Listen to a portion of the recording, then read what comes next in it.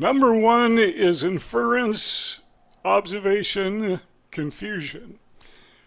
Another name for that, jumping to conclusions. Now, what we're talking about here are these mind games that people play, and when I say people, I mean neurotypical people. 94% of everybody lives in the hive mind. That is the matrix, or the hierarchy, where they compete with each other, and most of them don't even know they're doing it. It's just so second nature. It is so innate. It's just part of what they do. And it's true, as I've said in a million other videos, it's true of the entire animal kingdom except for reptiles. You know, bugs do it, chickens do it, they have their pecking order, monkeys do it, their group or troop or whatever you want to call it, we all do it. But in that hierarchy, those of us with autism, we're either left out, or if we try to worm our way into it, we're very confused. Or if we're left out, we're still confused. And they play these games, neurotypicals. They play these games of confusion and intimidation with each other. And they banter back and forth, and they're really good at it. It just comes second nature to them. First nature to them. But for us, it's just very confusing, and that's the objective. They want to confuse us so they can take advantage of us. And keep in mind, the whole objective of the matrix, or the hive mind, is so that you can climb towards being the alpha. I have no interest in doing that whatsoever, but maybe a little inclination, but I've learned, no, I'm not part of that matrix at all. So number one, the way they intimidate us or try to confuse us and each other is through inference, observation, confusion, which is the term psychologists use, but most of us just say jumping to conclusions. For example, and you've probably done this, I recall one time I had a camera, a little camera, cheap camera, and I was on vacation and I lost it. I knew where I left it. I left it in the motel room, and when I went to get it, it was gone. So it was very obvious to me that the maid or somebody came in the room and they saw that camera and they stole it. Then I just happened to get something out of my suitcase, and guess what? I found my camera. It wasn't stolen. I was just jumping to a conclusion, but I had it in my mind. You know, I worked this thing all out. It had to be the maid or whoever cleans your room. You know, it had to be somebody because it's gone and no one else was in the room but the maid. So the maid had to do it. Jump to conclusion, I was just flat out wrong. But everyone does that. But the problem with some people, particularly if they have narcissistic tendencies, is after it becomes apparent that they were just flat out wrong, they made a mistake, they can't admit it. They become apologists. They try to explain why they were right and you were wrong. That's where we have serious problems. And it happens all the time. And again, they do this to each other, and they deal with it. But for us, it can be a real struggle. And there are three ways they do this. Now, I've got a total of 7 points. So the 3 ways they do it, I'm going to use these as point 2, 3, and 4. And I found these on a website called nestlabs.com, and I read through the article while I was preparing for this presentation, and I thought, you know what, these guys nailed it. It's pretty good.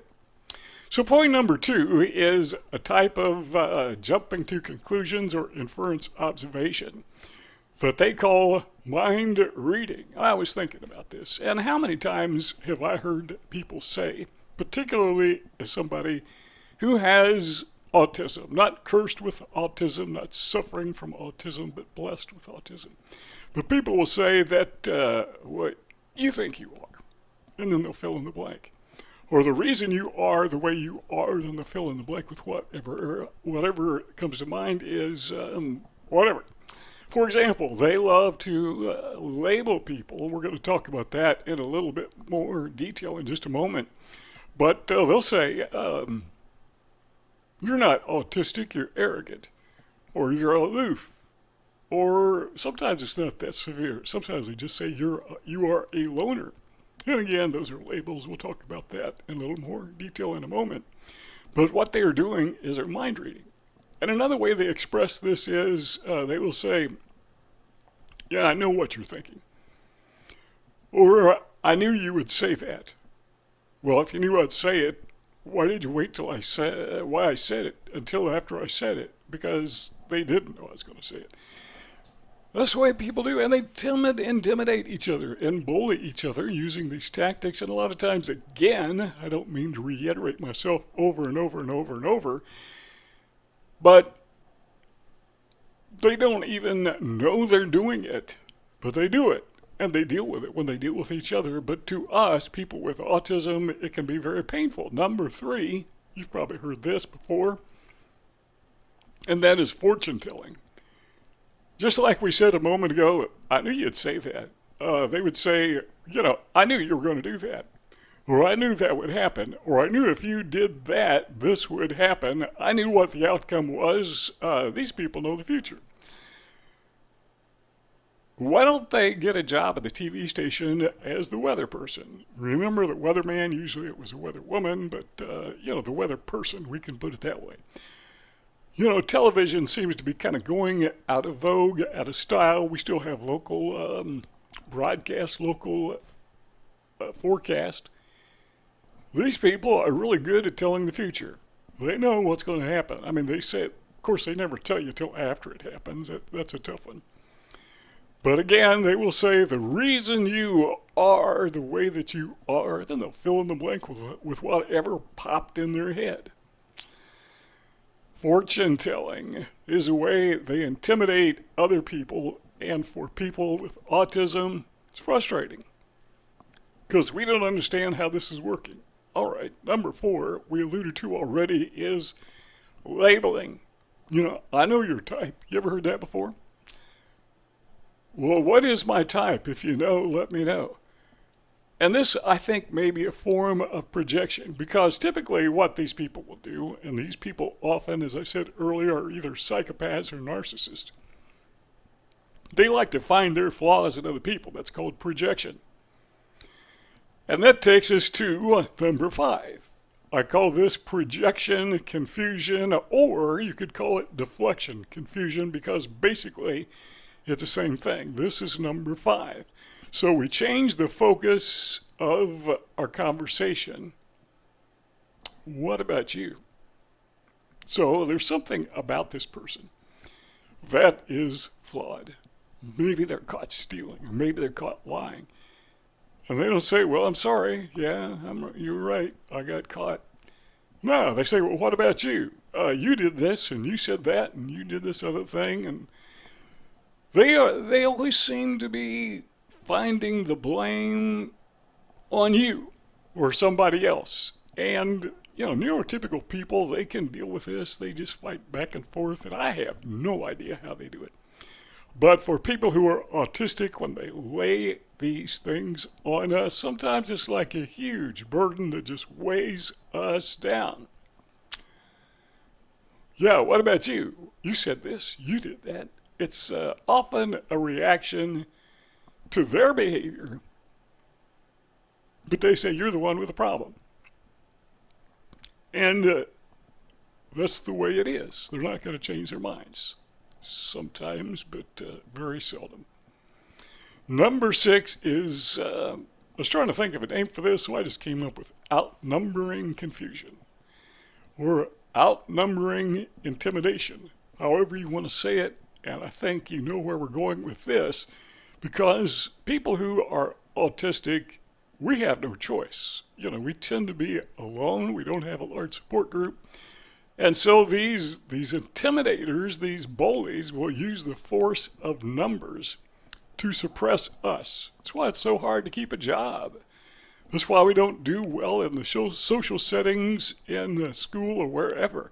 Because the intimidator, the neurotypical intimidator, will use the crowd, and sometimes they even will stoop to a smear campaign, and you are just overwhelmed.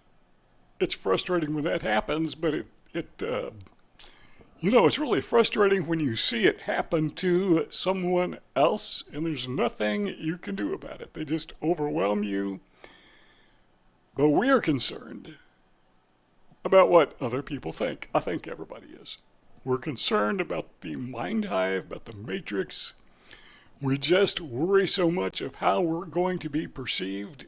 And I think there's probably a good reason for that, because what people believe about us, which may not be true, can harm us. Well, who are you? Stop and think about that. You are not your reputation.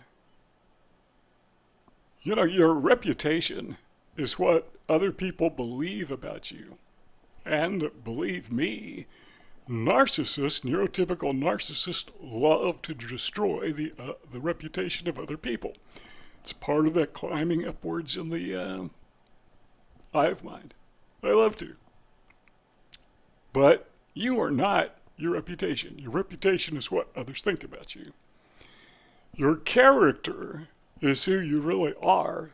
And there's not too many people who are wise enough to detect the true character of other people. And even if they are, many of them don't want to. They want to believe the reputation. Sometimes they intentionally connive things, make up things, invent things to destroy each other. And in the hive mind, they all do it to each other, and they know how to contend. They know how to fight.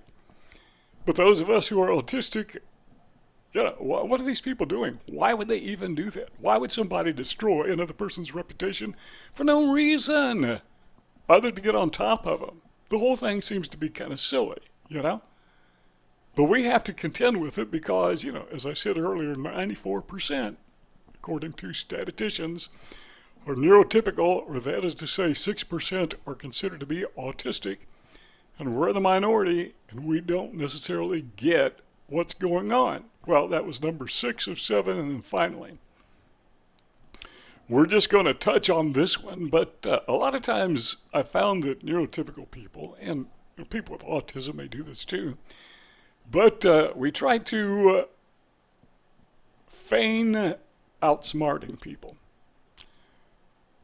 And people who are sociopaths, narcissists, psychopaths, they often believe, well, narcissists almost always believe they actually are smarter than everyone else. Evidence doesn't matter at all.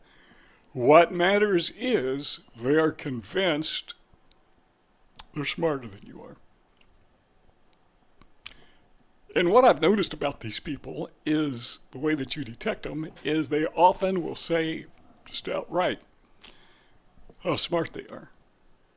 And something I've learned about highly intelligent people who are truly highly intelligent is they very seldom say they're highly intelligent because they don't have to. It's very obvious to anybody who's around them. I've known people who just constantly say that they are members of the Prometheus Society or the Mensa Society. The Prometheus Society, I think you have to, to qualify for that, you have to be in the top 0.003%, 0.003% of the population in intelligence. Or in other words, what is that? I'm obviously not a member, but what does that mean? You're smarter than 300,000 people. And for every 300,000, you're the smartest of whatever. But I know people, they say, yeah, I'm a member of the Mensa Society. Well, prove it. I've had people tell me that the problem they had in school was they were smarter than the teachers. I suppose that's possible, but the people who tell me that, it's kind of obvious it's not possible with them. There are some kids who are smarter than the teacher. What was that guy's name? It's kind of easy to remember because of Kim Jong-un is the dictator of North Korea, but this guy's name was Kim Onyong, like Kim Onion. And if you Google him sometime, he probably was smarter than his teachers before he even started school. So yeah, there are people out there like that. But they don't brag about it. They don't have to. Everybody knows it. So if you are finding somebody who wants to bully you or intimidate you with their high intelligence, what they're really doing is, with a few exceptions, I know, I mean, there are some intelligent people that actually do this, but what they're really doing is they are demonstrating to you they're not as smart as they think they are, and probably this is a good person to stay away from. Now, if you've gotten something out of this video, I encourage you to become a subscriber, join our family here. We're not a big channel. Maybe someday, but right now it's a small channel. So I can actually read all the comments and I can respond. So far I've responded to just about all of them. I might just say thanks or whatever, give you a thumbs up or a smiley face, but I'm just letting you know, yeah, I saw your comment, I read it. So while we're still small, feel free to leave a comment. You can do it after the channel grows, but knowing that, yeah, I'll read it. And if necessary, I'll leave a comment, which I almost always do. Give this video a thumbs up, share it on social media because, yeah, that generates a lot of traffic for us, and it's just a way for you to say thank you for me taking my time to put these things together. Take care.